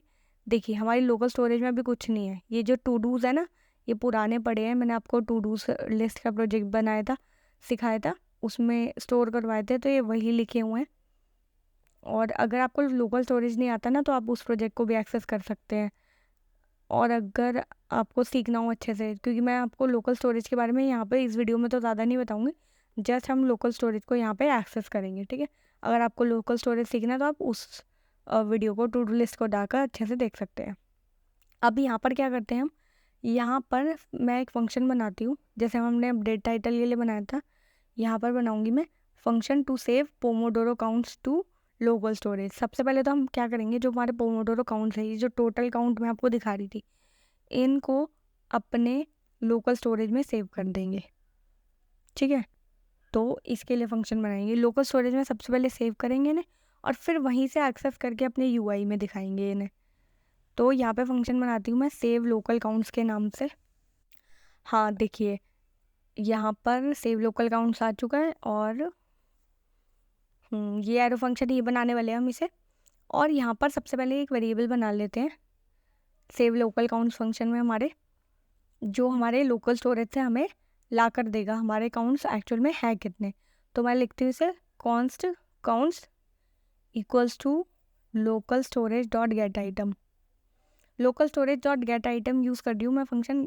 लोकल स्टोरेज में आपको बताते हैं 2 फंक्शन होते हैं, गेट आइटम आपके लोकल स्टोरेज से डेटा को एक्सेस करने के लिए, और अगर लोकल स्टोरेज में आपको डेटा को सेव करना है तो आप यूज़ करते हैं सेट आइटम फंक्शन का, ठीक है। और गेट आइटम में अब आपको की बतानी होती है कि आपकी कौन सी की से आपको आइटम चाहिए। तो मुझे अपने चाहिए पोमो काउंट से, मैं पोमो काउंट्स वेरिएबल मतलब नेम यूज़ कर रही हूँ उस की का। अभी ये की हमने बनाई नहीं है, इसे बनाएंगे, हमने अभी तक यहाँ पर कोई सेट नहीं करे हैं काउंट को, अभी करेंगे। पहले मैं इन्हें एक्सेस कर रही हूँ यहीं पे, एक्सेस ऐसे नहीं कर रही, मैंने सेव भी कराऊंगी अभी देखिएगा। और जेसन डॉट पार्स क्यों कर रही हूँ मैं, क्योंकि ये स्ट्रिंग देगा, मुझे उसे नंबर में भी तो रिटर्न कराना है, तो यहाँ पे, वरना मैं उन्हें अपडेट नहीं करा पाऊंगी। यहाँ पे क्या करूँगी, जैसे ही मेरे काउंट्स आएंगे ना उनको प्लस प्लस कर दूंगी मैं। मैं पहले लूँगी, सपोज उसने मेरे को दिया 1 तो 1 को +2 कर दूंगी लेकर, और लोकल स्टोरेज में फिर सेट कर दूंगी वापस। अब मेरे ऑब्वियसली अगर +2 हो गए हैं काउंट्स तो मुझे उन्हें 2 भी तो करना है। और ये फंक्शन हम कहाँ चलाएंगे, मैं आपको भी दिखाती हूँ, सबसे पहले इसे पूरा कर लेते हैं। तो मैं लोकल स्टोरेज में सेट कर दूंगी। सेट करने के लिए आपको की और वैल्यू देनी होती है आपकी, तो मैं की क्या दूंगी, पोमो काउंट्स ही, और वैल्यू क्या दूंगी, काउंट्स, जो हमारी ये वैल्यू थी, ठीक। और यहाँ पर हमारे ये जो काउंट्स हैं ना, ये लोकल स्टोरेज में सेव हो जाएंगे। अब इन्हें स्ट्रिंगिफाई भी करा लेते हैं, क्योंकि हमें वापस इन्हें स्ट्रिंग में ही कन्वर्ट करके सेव कराना होता है। आपका लोकल स्टोरेज सिर्फ स्ट्रिंग्स को सेव करता है, ठीक है। अब हम एक काम कर लेते हैं, जो हमारे काउंट्स हैं ना, ये इन्हें हम पहले ऐसे ही अपडेट कर रहे हैं, इन्हें चेक करके अपडेट करते हैं। अगर ये नल हुए तो ऑब्वियसली नल वैल्यू अपडेट थोड़ी होगी, तो मैं चेक कर लूँगी यहीं पे। मैं यहाँ टर्नरी ऑपरेटर का यूज़ करूँगी कि अगर मेरे काउंट्स नल हैं तो मेरे काउंट्स को प्लस प्लस, अगर नल नहीं है, आई मीन सॉरी, नल नहीं है तो मेरे काउंट्स को प्लस प्लस कर दो, वरना अगर मेरे काउंट्स नल हैं तो काउंट्स इक्वल्स टू 1 कर दो। अगर मेरे काउंट ऑलरेडी अभी तक थे ही नहीं, कुछ भी नहीं था उनमें स्टोर, तो उनमें 1 ही आ जाएगा, और अगर काउंट्स ऑलरेडी थे तो वो +1 प्लस प्लस हो जाएंगे, ठीक है। तो ये हमारा बिल्कुल फंक्शन रेडी है, सेव लोकल काउंट फंक्शन। और इस फंक्शन को मैं कॉल करूँगी, मैं आपको दिखाती हूँ। ये देखिए, जहाँ पे हमारा 1 राउंड कंप्लीट हो रहा था, हम यहाँ पे इन्हें सेव टोटल काउंट को प्लस प्लस कर रहे थे ना, और कॉन्सोल कर रहे थे। कॉन्सोल नहीं करेंगे, अब सीधा हम अपने लोकल स्टोरेज में इन काउंट्स को सेव करेंगे। सेव लोकल काउंट्स फंक्शन को यहाँ कॉल कर देंगे, और हमारे काउंट्स जैसे ही हमारा 1 राउंड कंप्लीट होगा सेव हो जाएंगे। और रन करके देखते हैं इन्हें, और ये देखिए यहाँ पे देखिए, अभी तो हमारे कोई भी है नहीं काउंट्स, ठीक है। और इसे रन करते हैं और देखते हैं, रन करके देखिए। 1 सेकेंड, मेरे अकाउंट स्टोर भी नहीं होंगे मुझे लग रहा है। हाँ, ये देखिए, ये जो सेव लोकल काउंट फंक्शन है ना, इसमें मैंने एक गलती कर दी है। जो हमारा ये वेरिएबल है, कॉन्स्ट नहीं, इसे मुझे लेट करना है। क्यों, क्योंकि ये ऑलरेडी एक लोकल वेरिएबल नहीं है, ओ सॉरी कांस्टेंट वेरिएबल नहीं है, इसे हम अपडेट कर रहे हैं, तो अपडेट हम कोई कांस्टेंट वेरिएबल को नहीं कर सकते, इसीलिए, ठीक है। और यहाँ पे देखिए, अभी तक हमारे कोई काउंट्स नहीं है। अब हम अपने टाइमर को कर लेते हैं स्टार्ट। ये देखिए, हमारा वर्क टाइम स्टार्ट हो चुका है, यहाँ टाइटल में भी लिखा रहा है, और हमारा टाइमर भी चल रहा है। अब एक काम करती हूँ, मैं इसे पॉज कर देती हूँ और लास्ट के सेकंड्स दिखाती हूँ आपको। ये देखिए, अब वर्क टाइम हमारा फिनिश हो गया, ये देखिए 0 हो गया, वर्क टाइम ब्रेक टाइम आ गया, टाइटल भी अपडेट हो चुका है, ठीक है। इसे भी पॉज कर रही हूँ मैं टाइमर को, इसको भी मैं आपको लास्ट में दिखाती हूँ। ये देखिए, ब्रेक टाइम का लास्ट चल रहा है, और देखिए हमारा अभी तक टाइमर कंप्लीटेड हो गया। और देखिए, इसके टाइमर के कंप्लीट होते ही हमारा यहाँ पर की में स्टोर हो गया पोमो काउंट्स, और वैल्यू में स्टोर हो गया 1, ठीक है। तो हमारे जो ये है, ये पोमोडोरो काउंट्स यहाँ लोकल स्टोरेज में सेव हो चुके हैं। अब हमें लोकल स्टोरेज में सेव तो करा लिया इन्हें, अब हम इन्हें लोकल स्टोरेज से गेट भी कराएंगे।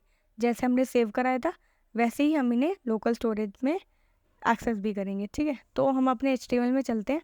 यहाँ HTML में हम इन्हें पोमोडोरो काउंट्स को डिस्प्ले करेंगे। डिस्प्ले कैसे करेंगे, मैं एक डिव बना रही हूँ जिसकी क्लास में रख रही हूँ पोमो काउंट्स डिस्प्ले, और इसमें मैं अपनी काउंट्स को शो करूँगी। अब इसमें मैं एक स्पैन बना रही हूँ, स्पैन लूँगी, स्पैन टैग, और उसमें क्लास रख दूँगी उसकी काउंट। इसी स्पैन टैग में मैं अपने काउंट्स दिखाऊँगी कि एक्चुअल में मेरे काउंट्स हैं कितने। और एक सेकेंड, हाँ काउंट क्लास रख दूंगी मैं इसे। और ये देखिए, और अभी ज़ीरो लिख देती हूँ क्योंकि मेरा काउंट्स अभी तो कोई है नहीं। अब इसके बाद मैं लूँगी पी टैग और उसको हाँ पी टैग दे दिया, इसको क्लास नहीं देते, इसे एक्सेस कर लेंगे। और यहाँ लिख देती हूँ मैं पोमोडोरोस कंप्लीटेड। तो ये यहाँ पे लिखा आ जाएगा अब 0 पोमोडोरोस कंप्लीटेड। ठीक है, मैं आपको दिखाती हूँ एक बार। ये देखिए, ये यहाँ लिखा आ गया बटन के नीचे 0 पोमोडोरोस कंप्लीटेड। अभी अब हम इन्हें स्टाइल भी कर लेंगे, और स्टाइल करने के बाद ये थोड़े ज़्यादा अच्छे से शो होंगे। तो पहले एक काम करते हैं, इन्हें स्टाइल कर लेते हैं, उसके बाद जावा लोकल स्टोरेज से यहाँ पर अपने स्क्रीन पर दिखाएंगे। ठीक है, तो यहाँ पर आते हैं, हाँ तो मैं लिखती हूँ dot pomodoro dot pomo counts display, क्योंकि मैंने इसी नाम से अपनी क्लास बनाई थी, डिव बनाया था। ठीक है, अब मैं इसे डिस्प्ले कर दूँगी फ्लेक्स, और जस्टिफाई कंटेंट कर देती हूँ सेंटर, अलाइन आइटम भी कर देती हूँ सेंटर, जिससे वर्टिकली और हॉरिजॉन्टली अलाइन हो जाएंगे हमारे। यहाँ देखिए, अब ये वर्टिकली हॉरिजॉन्टली अलाइन हो गए, इसके बाद फ्लेक्स डायरेक्शन कॉलम कर देंगे, वरना हमारे जो ज़ीरो है, अभी पोमोडोरो काउंट 0 है ना, तो 0 और पोमोडोरोस कंप्लीटेड एक साथ ही एक ही रो में लिखा आ जाएगा, लेकिन मुझे वो वर्टिकली चाहिए, तो मैं उन्हें कॉलम ही कर दूँगी। और इनमें मार्जिन भी दे देती हूँ इसे टॉप से, तो बटन्स और हमारे जो काउंट्स हैं इनमें थोड़ा गैप आ जाएगा। ठीक है, अब एक काम करते हैं, मैं आपको एक बार रन करके दिखा देती हूँ इसे पूरा, उसके बाद और स्टाइलिंग ऐड कर लेंगे। ये देखिए, ये आ गए वर्टिकली, फ्लेक्स डायरेक्शन कॉलम नहीं करते तो ये हॉरिजॉन्टली आते।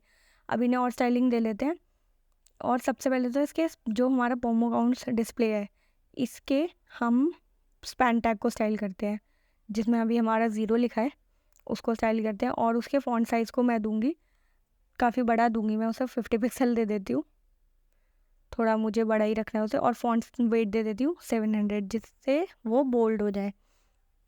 ठीक, और इनका कलर भी दे देते हैं वाइट, ब्लैक नहीं, मुझे वाइट देना है, हाँ ठीक है। और हमारे जो ये पोमो काउंट्स डिस्प्ले का पी टैग है, जिसमें हमारे पोमोडोरोस कंप्लीटेड लिखा है, उसका भी फॉन्ट साइज़ थोड़ा सा इंक्रीज़ कर लेते हैं, 20 पिक्सल कर देती हूँ। और एक काम करते हैं, उसका फॉन्ट वेट उसका भी थोड़ा इंक्रीज़ कर लेते हैं, उसका 600 दे देते हैं, 0 का थोड़ा 700 दिया ना, वो ज़्यादा हो जाएगा थोड़ा। ठीक है, और देखते हैं, हाँ ये देखिए, ये हमारे बिल्कुल सही आ गए। अब मुझे ये डिस्प्ले ऐसे नहीं चाहिए, मुझे चाहिए जब ये 0 हो ना तो डिस्प्ले ही ना हो, मुझे चाहिए जब ये 1 हो जाए ना मेरे राउंड, एटलीस्ट 0 से ज़्यादा हो, तो इनकी डिस्प्ले होनी चाहिए, वरना डिस्प्ले नहीं होना चाहिए। तो मैं इनकी डिस्प्ले को कर दूंगी नन। देखिए, मैंने डिस्प्ले नन कर दी। अब अपनी जावास्क्रिप्ट फाइल में चलते हैं, और यहाँ पर अपने पोमोडोरोस को एक्सेस कर लेते हैं इसके लिए। ठीक है, यहाँ पे काम करेंगे इसका, और इसके लिए मैं एक फंक्शन बना लेती हूँ शो पोमो काउंट्स के नाम से, और इसको भी एरो फंक्शन बनाऊंगी, और इससे हम अपने जो पोमोडोरोज हैं वो सारे शो कर देंगे। तो शो पोमो काउंट्स, और हाँ ठीक है, ठीक है। और इसी में हम अपने सबसे पहले तो एक काम करते हैं, जो हमारे काउंट्स हैं उनको लोकल स्टोरेज से एक्सेस करते हैं और एक वेरिएबल में स्टोर कर लेते हैं। तो मैं यहाँ पे लोकल वेरिएबल बना रही हूँ, ग्लोबल नहीं है। ठीक है, लोकल है, तो local storage dot get item करते हैं, और पोमो काउंट्स को ले लेते हैं। ठीक है, और की आपको ध्यान से सेम ही देनी है, अगर आप की में कोई मिस्टेक कर देंगे ना तो आपके को आप एक्सेस नहीं कर पाएंगे उन्हें। ठीक है, तो ध्यान से दीजिएगा अपनी की। और अब चेक करते हैं, अगर काउंट्स मेरे 0 से कम है तो मैं उन्हें डिस्प्ले नहीं कराऊंगी, अगर 0 से कम है तो। अगर 0 से ज़्यादा होंगे तभी मैं इन्हें डिस्प्ले कराऊंगी। और एक सेकेंड, मैंने क्या करा है, अभी मैंने इन्हें पार्स नहीं करा है ना, पहले मैं इन्हें पार्स भी कर लेती हूँ, वरना ये क्या होगा, ये इफ़ कंडीशन चलेगी नहीं। मैं यहाँ नंबर चेक करा रही हूँ, और ये हमारे अभी तक स्ट्रिंग में होंगे, तो मैं जेसन डॉट पार्स कर लेती हूँ। ठीक है, और यहाँ पे चेक करती हूँ, और इससे पहले अपने पोमो काउंट डिस्प्ले को एक्सेस भी कर लेते हैं। हम अभी तक जावास्क्रिप्ट में इन्हें एक्सेस नहीं कर रहे हैं, तो जावास्क्रिप्ट में ऊपर ही एक्सेस कर लेते हैं, जहाँ पे हमने सारे एलिमेंट्स लिए अपने HTML के। यहाँ पे लिख देते हैं पोमो काउंट डिस्प्ले, और यहाँ पे भी लिख देते हैं। ठीक है, तो इसे भी क्वेरी सेलेक्टर से सेलेक्ट कर लिया हमने। अब क्या करेंगे, अगर हमारे ये हाँ लेस देन नहीं, मुझे चेक करना है ग्रेटर देन के लिए, तो मैं क्या करूँगी, इन्हें चेंज कर देती हूँ और ग्रेटर देन के लिए चेक करूँगी जब मेरे पोमो काउंट डिस्प्ले है पूरा 0 और पोमोडोरोस कंप्लीटेड जो पूरा टेक्स्ट है और वैल्यू है दोनों ही, उनको हटा दूँगी मैं। और 1 सेकंड ये, हाँ ये ठीक है। पोमोडोरो काउंट्स की डिस्प्ले को मैं कर दूँगी फ्लेक्स। फ्लेक्स क्यों करा? क्योंकि मैंने याद है इसे फ्लेक्स बॉक्स बनाया था इसीलिए फ्लेक्स करा है, वरना मैं ब्लॉक कर देती। और अगर ये 0 से बड़े हैं तो फ्लेक्स कर दे, अगर 0 से बड़े नहीं होंगे तो ये फ्लेक्स ही नहीं होगी, और फ्लेक्स ही नहीं होगी तो चलेगी नहीं। तो पोमो काउंट्स के फर्स्ट एलिमेंट चाइल्ड क्या है हमारा? स्पैन। आप स्पैन को आईडी देके भी सेलेक्ट कर सकते थे मैंने, बट फर्स्ट एलिमेंट चाइल्ड से ही इसे सीधे इसके स्पैन को एक्सेस कर लिया है। और उसके टेक्स्ट कंटेंट में मैं अपने काउंट्स को रख दूंगी सीधा से। मैंने इस लोकल स्टोरेज से काउंट्स उठाए और उन काउंट्स को चेक करा, अगर 0 से बड़े हैं तो हमारे पोमो काउंट्स डिस्प्ले को फ्लेक्स कर दो, और उसके फर्स्ट एलिमेंट चाइल्ड मतलब उसके स्पैन टैग के टेक्स्ट कंटेंट में मैं अपने काउंट्स को रख दूंगी। और यहाँ पे देखिए मैं कमेंट इसीलिए लिख रही हूँ, आपको पता रहेगा हर फंक्शन के लिए, क्योंकि जब हमारा कोड बहुत लेंथी हो जाता है तो हमें याद नहीं रहता है। ये थोड़े कोड को मेंटेनेबल बना देगा आपके, ठीक है? हाँ अब ठीक है। और शो पोमो काउंट्स फंक्शन को मैं एक तो यहाँ पे कॉल कर देती हूँ स्टार्टिंग में ही, अगर 0 से बड़े होंगे तो स्टार्टिंग में ही शो हो जाने चाहिए जैसे आपकी स्क्रिप्ट लोड होगी।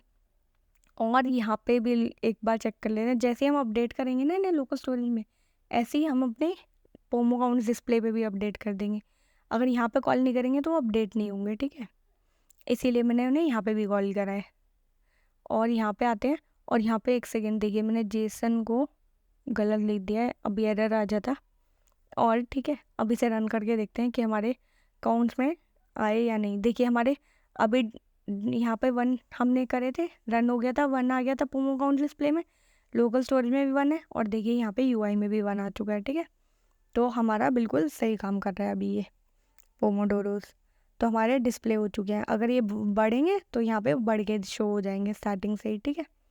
अब इनमें मैं एक एनिमेशन ऐड कर देती हूँ, छोटा सा, ज़्यादा बड़ा ऐड नहीं करूँगी, छोटा सा एक एनिमेशन ऐड कर देती हूँ।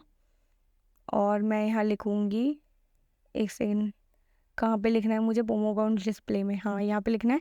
सबसे पहले मैं लिखूँगी एनिमेशन, और यहाँ लिखेंगे एनिमेशन का नाम। एनिमेशन का नाम मैं लिख रही हूँ स्वाइप अप, आप कुछ भी नाम दे सकते हैं। मैंने एनिमेशन का नाम स्वाइप अप दे दिया है, टाइम दूंगी 1 सेकेंड, ठीक है?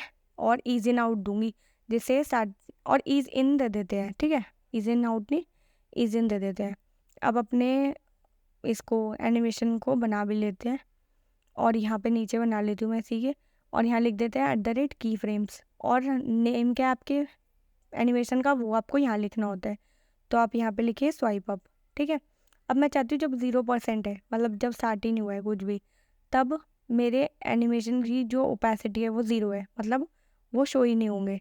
और ट्रांसफॉर्म कर देते हैं, ट्रांसलेट कर लेते हैं वाई में मैं चाहती हूँ वो 50% नीचे आ जाए, ठीक है?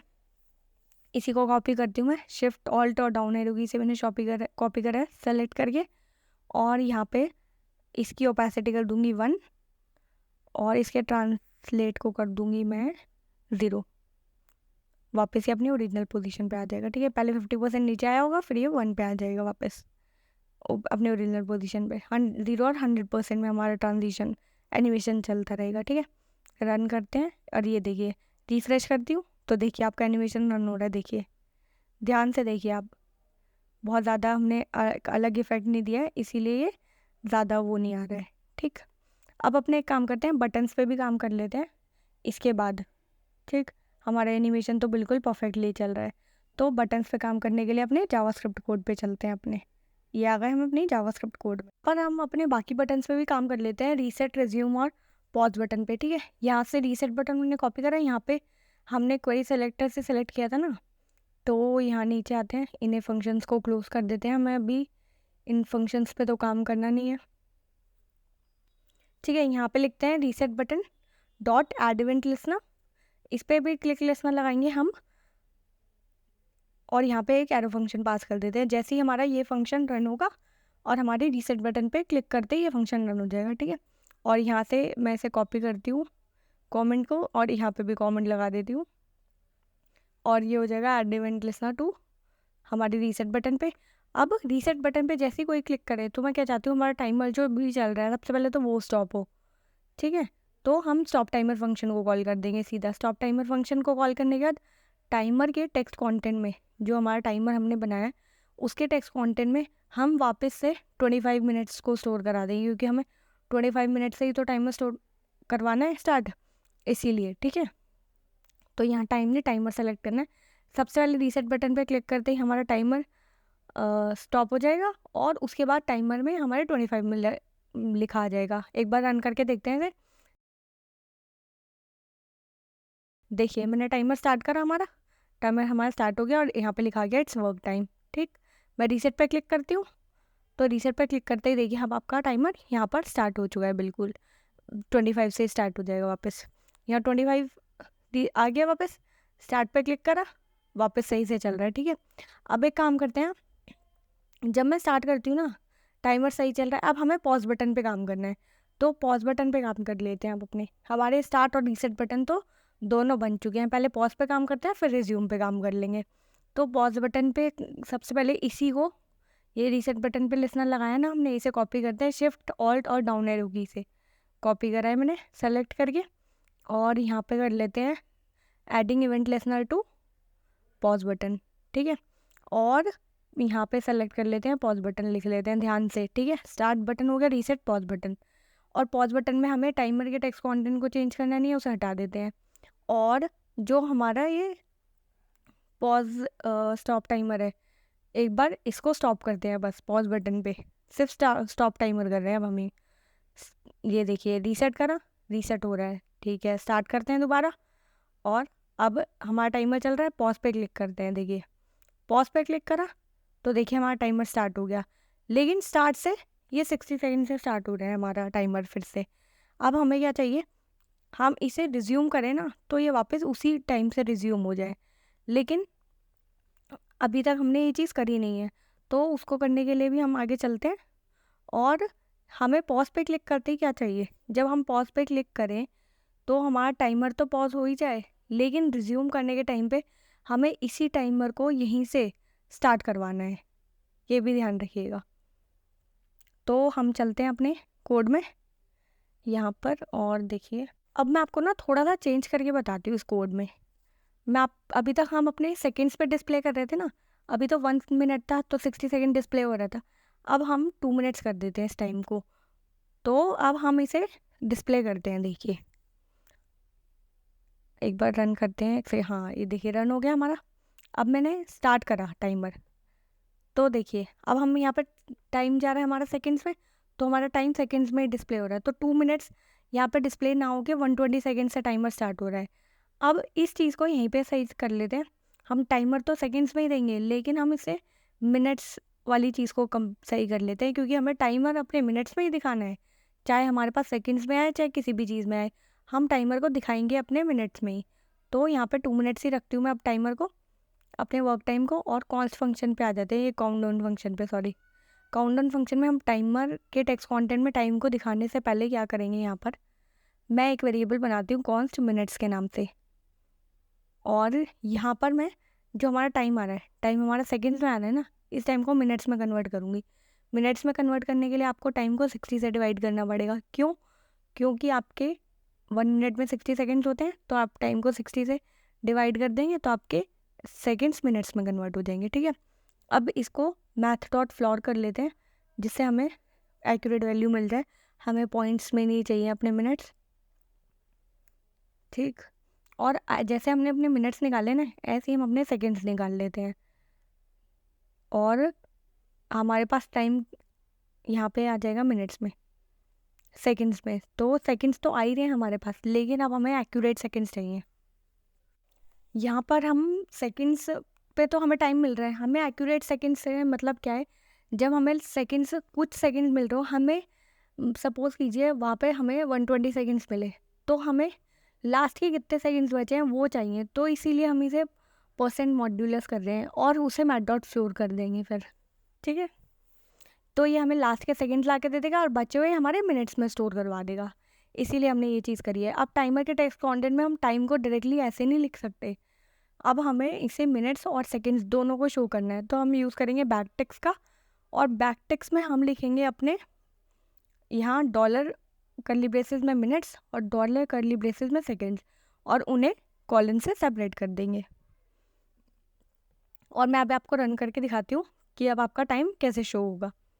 सपोज देखिए, स्टार्ट पे क्लिक करते हैं और 120 सेकेंड्स है ना, ये देखिए 120 सेकेंड्स आपके कन्वर्ट हो गए 1 मिनट 55 सेकेंड्स में। मतलब स्टार्टिंग में तो ये 1 मिनट और 60 सेकेंड्स में कन्वर्ट हुए होंगे, ठीक है।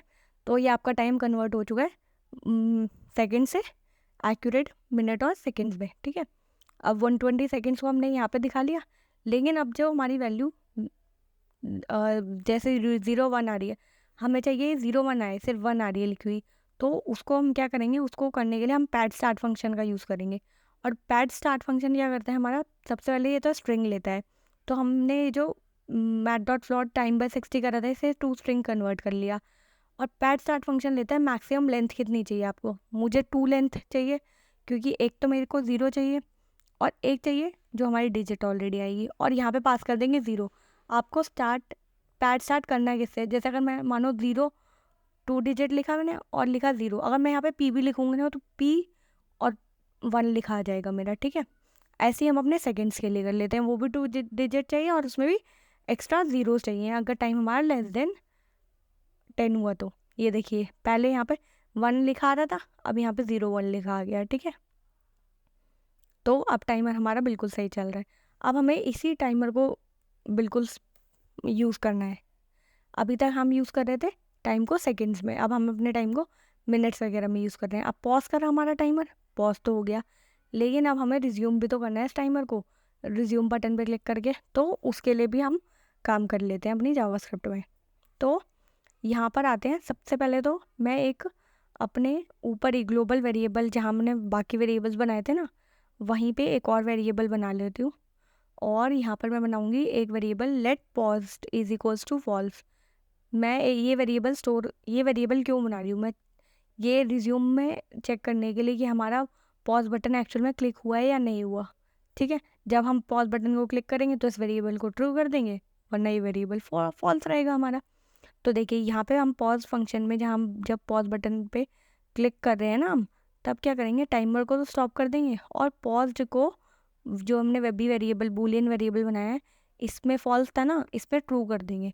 तो हमारा क्या होगा, पॉज ट्रू हो जाएगा। तो इसका मतलब हमारा टाइमर पॉज हो चुका है। और टाइटल को भी अपडेट कर देंगे, हमारा टाइटल भी तो अपडेट होना चाहिए कि हमारा टाइमर पॉज हो चुका है, तो टाइमर पॉज लिख देते हैं, ठीक। और रन करते हैं, देखिए रन करा और पॉज करा, ये देखिए टाइमर पॉज अपडेट हो गया वेरिएबल। और देखिए स्टार्ट करने पे वर्क टाइम आ गया, पॉज करने पे टाइमर भी स्टॉप हो रहा है और हमारा टाइटल भी अपडेट हो रहा है, ठीक है। अब हमारा टाइमर बिल्कुल सही चल रहा है, क्योंकि अब हमारा टाइमर मिनट्स में भी चल रहा है।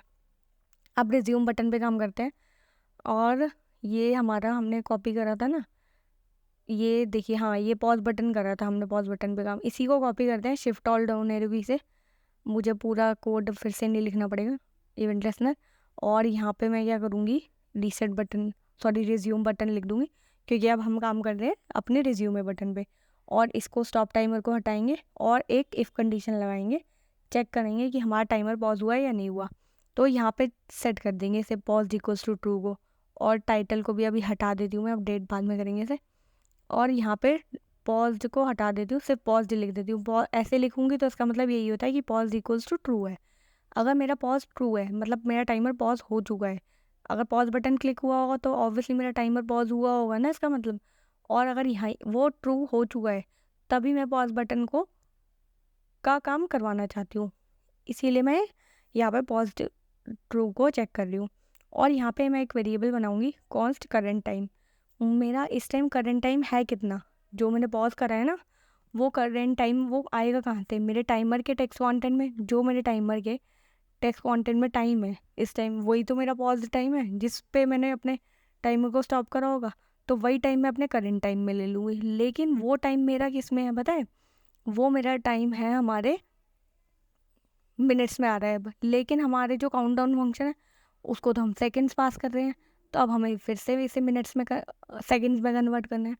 तो हम टाइम को यहाँ पर गेट एक फंक्शन बना लेते हैं गेट टाइम इन सेकेंड्स में, और उस फंक्शन से हमारे यहाँ पे टाइमर के जो टेक्स्ट कंटेंट है मिनट्स में टाइम है उसको भेजेंगे और वो हमारे टाइम को सेकेंड्स में कन्वर्ट करके दे देगा वापस।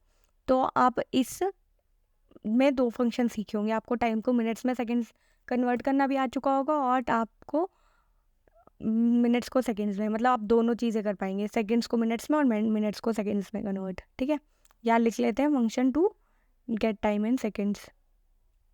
हाँ, तो ये हमारा फंक्शन क्या काम करेगा, ये एक तो टाइम स्ट्रिंग लेगा जो हम टाइमर के टेक्स्ट कंटेंट से इसमें पास करने वाले हैं, और ये हम यूज़ करेंगे एरे डिस्ट्रक्चरिंग का। एरे डिस्ट्रक्चरिंग क्या कहता है, आप वेरिएबल्स लिखिए, जैसे मैंने यहाँ लिखा कॉन्स्ट मिनट्स, एक एरे बनाया जिसमें 2 वैल्यूज़ है मेरी, एक मिनट्स है एक सेकेंड्स है, और टाइम स्ट्रिंग को स्प्लिट करके इसको पास कर दूंगी मैं। जो टाइम स्ट्रिंग में मेरी वैल्यू है ना उसे स्प्लिट करूँगी, और स्प्लिट कैसे करूँगी मैं, कॉलन से। याद है आपको मिनट्स आपने लिखे थे, आप लिखेंगे और मिनट्स 25 मिनट्स तो 25 कॉलन 00 लिखेंगे तो 25 आपका मिनट्स में चला जाएगा और सेकेंड्स में आपका 00 आ जाएगा। ठीक है, तो यहाँ पे आपके मिनट्स में सपोज कीजिए 2 मिनट्स 30 सेकेंड है तो आपके मिनट्स में 2 आ गया और सेकेंड्स में 30 आ जाएगा। ठीक है, अब रिटर्न क्या करेगा, ये minutes into second, minute into 60 कर देगा, और प्लस करेंगे सेकेंड्स इंटू सेकेंड्स प्लस कर देंगे। ठीक है, तो मिनट्स इंटू 60 क्या हो जाएगा, 2 मिनट्स है तो 2 into 60 is 120 minutes, sorry 120 seconds, और प्लस कर देगा 30 सेकेंड को, तो 2 मिनट 30 सेकेंड को ये 150 सेकेंड्स करके रिटर्न कर देगा। और % क्यों करते हैं, क्योंकि अभी ये हमारा स्ट्रिंग है, अब इसे हम इंटीजर में कन्वर्ट कर रहे हैं इसीलिए। ठीक है, तो 2 मिनट्स 30 सेकेंड्स आपको मिल जाएंगे टोटल 150 सेकेंड्स कन्वर्ट हो गए। ठीक है, और फिर आप अपने स्टार्ट टाइमर फंक्शन को वापस भेज सकते हैं और आप टाइमर को स्टार्ट करा सकते हैं। तो हमने करंट टाइम को यहाँ से ले लिया, हम कॉल करेंगे अपने get time in seconds, milliseconds नहीं sorry seconds, get time in seconds function को कॉल करा और टाइमर डॉट टेक्स्ट कंटेंट की वैल्यू दे दी, तो करंट टाइम में आपके सेकेंड्स का टाइम आ गया। अब हमें टाइमर को वापस स्टार्ट करा देना है और टाइमर आईडी में उसकी वैल्यू स्टोर करा लेंगे। तो स्टार्ट टाइमर फंक्शन को कॉल करा, अब पहले हम इसमें वर्क टाइम भेज रहे थे, फिर ब्रेक टाइम भेजा, अब इसमें करंट टाइम भेजा, इसीलिए मैंने इसे वेरिएबल को ऐसे पास करा था। तो अब हमारा करंट टाइम यहाँ से चला गया, और पॉज को वापस फॉल्स करना मत भूलिएगा, अगर आप भूल जाएंगे तो आपका पॉज बटन दोबारा काम नहीं करेगा। तो पॉज को वापस फॉल्स कर देंगे, इसका मतलब हमारा पॉज फॉल्स हो चुका है, मतलब पॉज नहीं है, अब पॉज ख़त्म हो चुका है। अब हमें टाइटल भी तो अपडेट करना है, अगर हमारा टाइमर एक बार पॉज हो रहा है तो टाइटल को भी तो अकॉर्डिंगली चेंज करना है।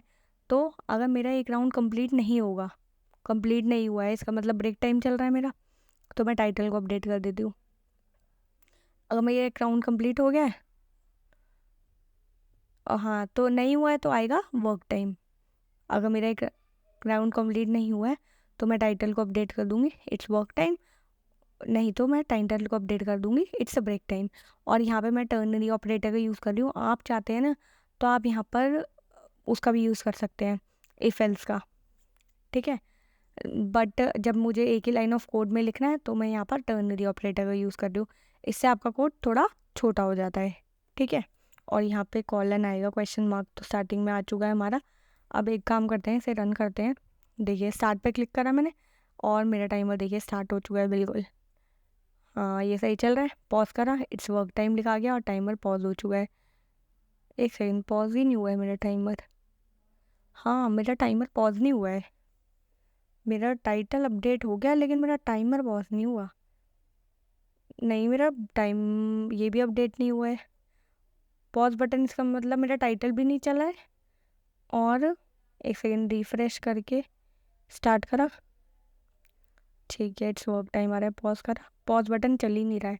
तो एक बार चेक करते हैं पॉज बटन चल ही क्यों नहीं रहा है, ना टाइटल अपडेट हुआ है।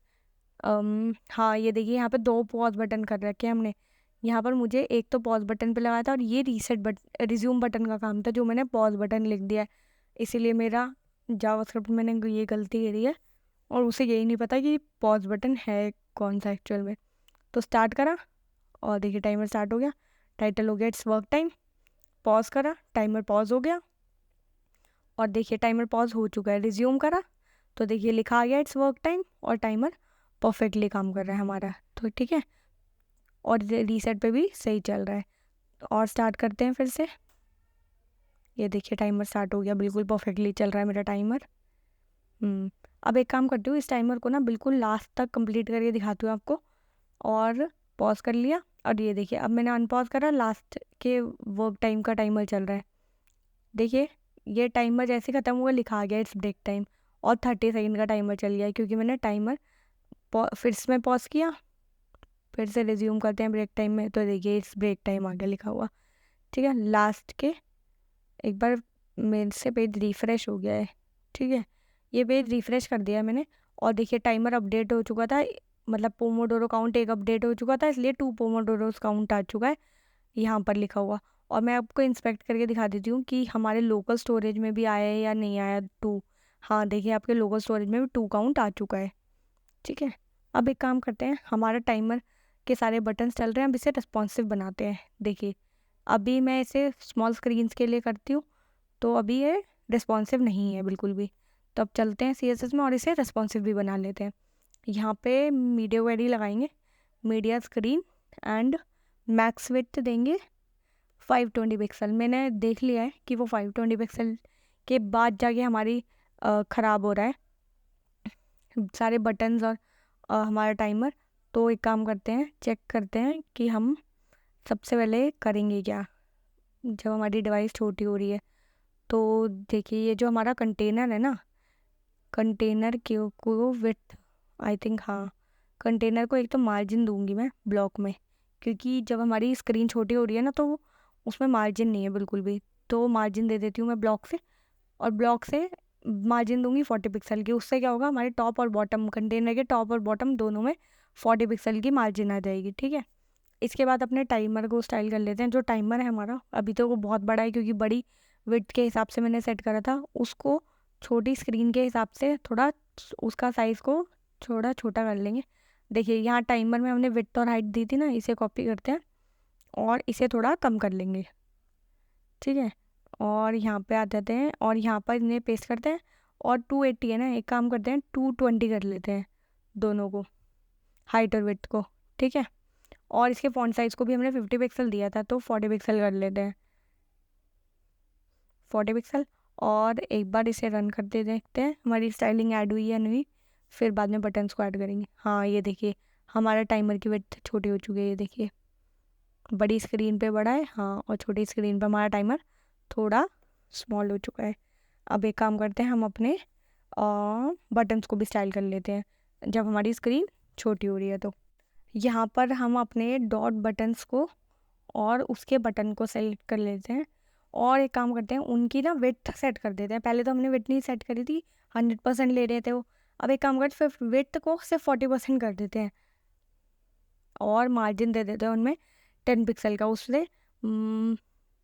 और मार्जिन इन लाइन देते हैं 10, एक काम करते हैं मार्जिन देते हैं सिर्फ, मार्जिन इन लाइन ही, और 10 पिक्सल का मार्जिन दूंगी मैं, टॉप बॉटम लेफ्ट राइट सबसे 10 पिक्सल का मार्जिन मिल जाएगा। ठीक, और हम अपने बटन्स को, जो हमारा बटन का कंटेनर है, चारों बटन्स के कंटेनर का नाम था ना बटन्स, उसको भी स्टाइल कर लेते हैं। उसके जस्टिफाई कंटेंट को हम सेंटर कर देते हैं, पहले हमने स्पेस बिटवीन करा था। ठीक, और उसके फ्लेक्स रैप को रैप कर लेते हैं, जिससे हमारे जो बटन्स हैं वो रैप होने स्टार्ट हो जाएंगे। तो यहाँ आ जाते हैं और देखिए यहाँ पर देखिए मैं थोड़ा सा और स्मॉल करती हूँ, और 1 सेकेंड मैं अपने रीसेट बटन पे अपडेट करती हूँ टाइटल को, फिर आपको दिखाती हूँ। ये टाइटल अपडेट नहीं हो रहा है रीसेट बटन में। हाँ ये देखिए हमें टाइटल अपडेट कर दिया है मैंने, और यहाँ पर अब देखिए हमारा टाइमर यहाँ पर छोटा हो चुका है और बटन भी रेस्पॉन्सिव हो चुके हैं हमारे। ठीक है, तो हमारी स्मॉल स्क्रीन के लिए भी पहले हमारे 4 बटन्स आ रहे थे, अब 2 बटन्स आ गए, और फुल स्क्रीन में देखिए हमारे 4 बटन्स आ रहे हैं। ठीक है, और टाइमर भी हमारा बिल्कुल परफेक्टली काम कर रहा है। ठीक, तो ये देखिए ये हमारा अभी चल रहा था वर्क टाइम, इसे फिनिश करते हैं, और ये देखिए आगे लिखा हुआ ब्रेक टाइम। तो हमारा ये ब्रेक टाइम, एक काम करते हैं इसे कंप्लीट करते हैं, और इसके बाद चेक करेंगे कि हमारा ये काउंट 3 होता है या नहीं होता। इसे टाइमर को कंप्लीट करते हैं और चेक करेंगे। बाकी हमारे बटन्स का काम तो सही कर लिया हमने, सारे बटन्स रन कर रहे हैं, हमारे पोमोडोरोस भी हमारे शो हो रहे हैं सही से लोकल स्टोरेज से, और हमारा ये टाइटल भी अपडेट करा लिया हर उसमें।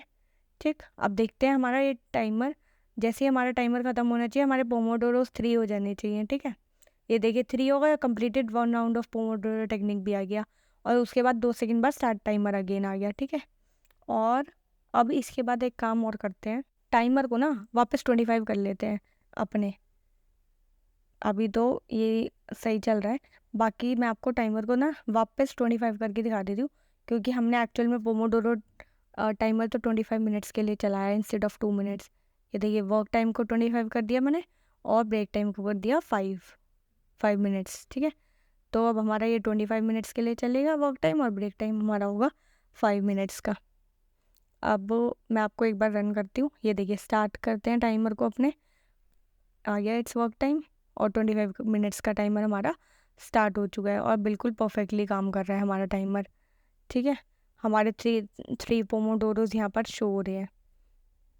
ठीक, और ये देखिए बाकी तो मुझे लगता नहीं है कि कोई ऐसी चेंजेस बचे हैं, बाकी सारे चेंजेस तो मैंने कर ही दिए हैं। सो गाइस, हमारी ये वीडियो तो पूरी कंप्लीट हो चुकी है। अगर आपको ये वीडियो पसंद आई हो तो please like share and subscribe to this channel, और अगर आपके माइंड में कोई भी प्रोजेक्ट आइडिया हो तो let me know in the comments. मैं नेक्स्ट वीडियो में ट्राई करूँगी कि आपके प्रोजेक्ट्स खिलाऊँ।